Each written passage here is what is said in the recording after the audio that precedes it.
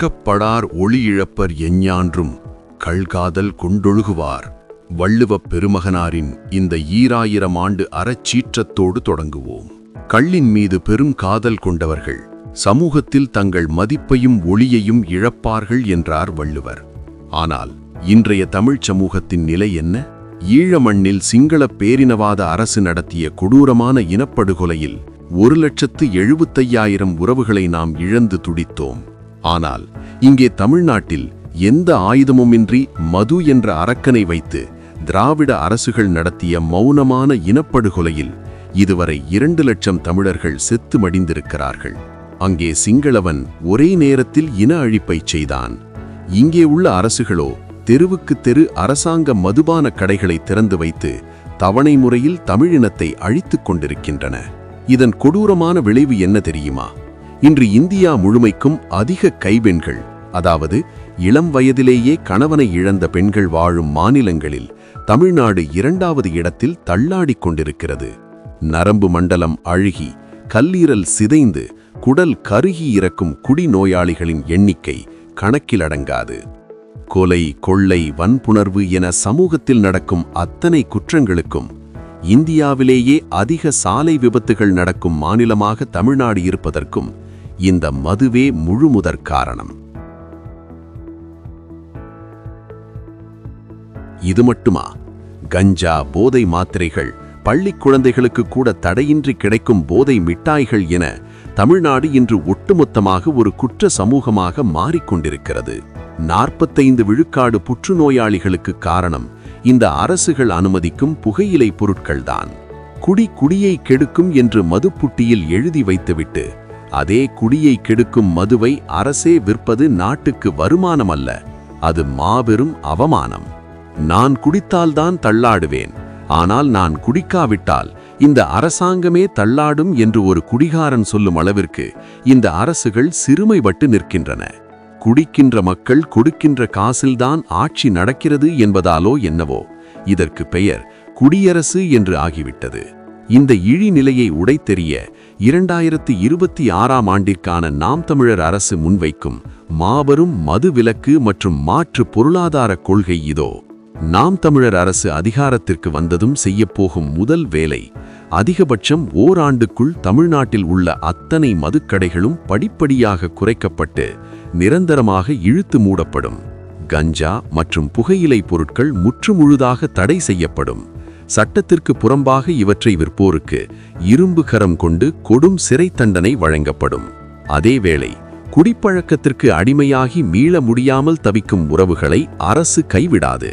அவர்களுக்காக அதிநவீன மறுவாழ்வு மையங்கள் உருவாக்கப்பட்டு உளவியல் ஆலோசனைகள் மூலம் அவர்கள் பெருமைமிக்க நல்வாழ்வு வாழ வழிவகை செய்யப்படும்.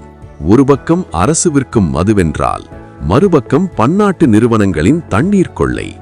கங்கை கொண்டான் சிப்காட் வளாகத்தில் தாமிரபரணியிலும் வைகையிலும் பெப்சி, கோகோகோலா போன்ற பன்னாட்டு நிறுவனங்கள் நாள்தோறும் 33 லட்சம் லிட்டர் தண்ணீரை உறிஞ்சுகின்றன.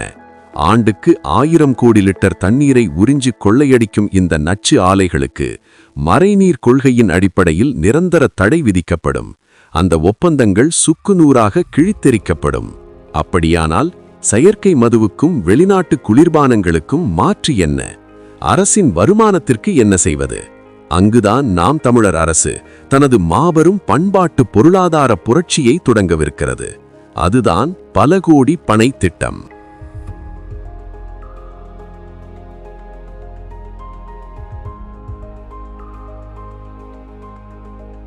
தமிழர்களின் கற்பகத்தருவான பனைமரம் இனி தமிழ் தேசிய மரமாக மகுடம் சூடும். ஒரு பனைமரம் ஆண்டிற்கு 180 லிட்டர் பதநீர், 25 கிலோ வெல்லம், 16 கிலோ தும்பு, 20 கிலோ நார் என தன்னையே கொடையாக தருகிறது. எனவே ஊர்தோறும் நீர்நிலைகளைச் சுற்றி பனைமரங்கள் பல கோடி அளவில் நடப்படும்.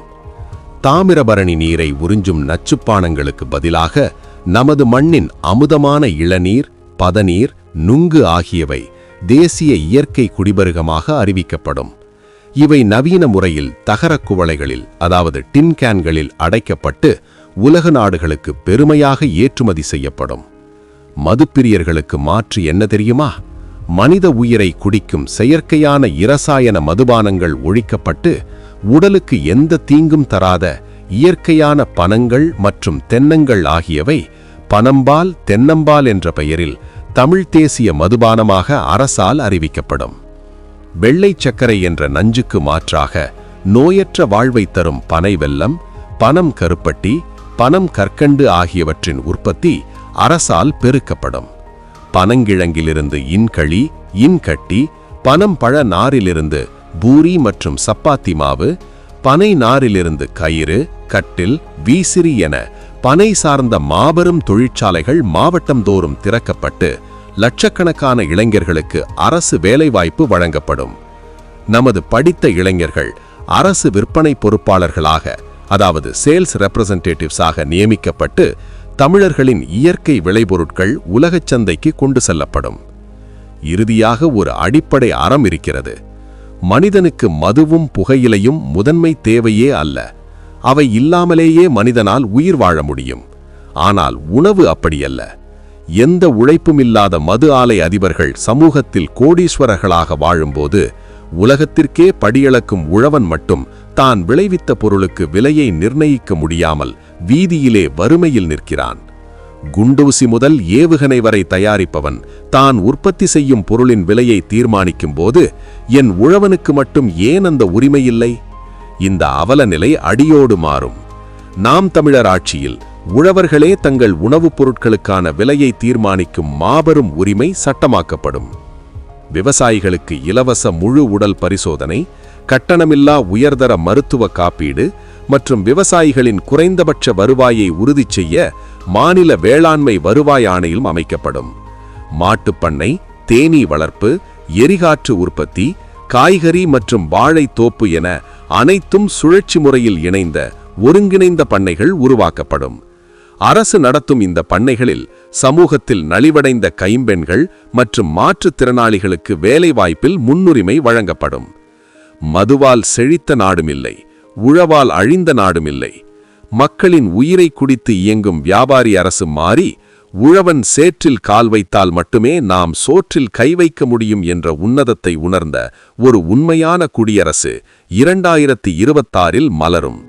இது வெறும் அரசியல் மாற்றம் அல்ல, தமிழினத்தை நோயற்ற, போதையற்ற, அறிவார்ந்த பெரும் சமூகமாக மாற்றி உழவை உலகறியச் செய்யும் மாபெரும் சமூக புரட்சி.